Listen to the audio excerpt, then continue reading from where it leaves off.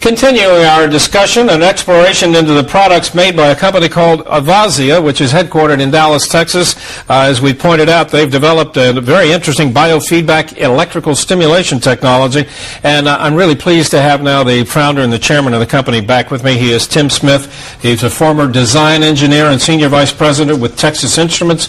And as he has pointed out to me, he's designed chips that went to the moon on the spaceships in the Apollo program and others. Some 2,000 different products, is that right, that you were responsible for developing during your days at Texas Instruments? You are an electrical engineer by trade, which I guess obviously fits with having developed this electrical stimulation technology. Tell me a little bit about the company, Avazia, and your background as well, Tim. Okay. Well, my background has always been able to listen to customers describe a need and connect it with a technology solution. So in the case of chips, it was one set of stuff. In this case, I've been listening to doctors explain the kinds of signals that they need to treat various ailments. And we've been able to design this little product. It's an electrical product, but it's programmable. So we can change the software and change what it does. Well, when it comes to the company itself, did you have the idea for this technology and then form the company to do it? Or did you form the company and then say, all right, what are we going to do with this company? How did it happen? Well, prior to the event on September 11th, I was exposed to this technology in Europe. I was told by the people that exposed it to me that it had been used to treat, among other things, thousands of people with diabetic neuropathy and had saved their feet from amputation. That struck a nerve. I fell in love with that concept of being able to actually help people. Then I looked at what's the technology required to deliver these signals. And I decided that I knew how to do it significantly simpler than the Europeans did, like 1/3 the complexity. So we developed a product that has various degrees of control.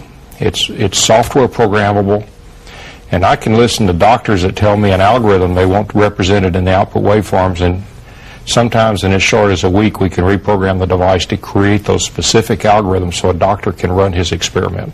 Well, to get back to the story of the company, you found out about the technology, and then did you come back and launch the company? Yes. As a result of that? And we spent 9 months developing the very first product, and we put it into manufacturing the 10th month and had our first sales the 11th month. And the company was profitable in the 11th month and has been profitable ever since. My goodness. And how old is the company now? About 2.5 years. Well, there are not many companies in existence that can claim that. That's true. That's pretty remarkable. You have a staff of engineers and marketing people and things like that. Really, the bottom line comes down to, in the limited amount of time we have, what do you see for the potential of this technology and for the future of your company? Hey, the human body does have an internal electrical system, and you can tune that system, and you can cause the body to do various things by tuning that system. Yep.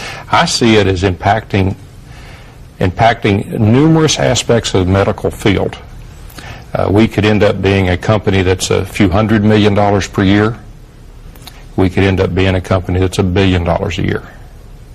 But the point is, this technology has the potential to be that beneficial on such a worldwide basis. Correct. That it really bodes well for the future of Avazia. Right now, we can work on things like pain and athletic injuries and other things. There's evidence that it can be used for much more significant diseases and ailments. We will have to do a lot of research before we can make those claims. But if that's the case, it'll be used in third world countries that don't have hospitals and don't have pharmaceuticals. Well, it's a fascinating story, Tim Smith. Thank you so much for telling us about it. Thank you. For more information on this technology, visit the website Avazia, spelled AVAZZIA.com.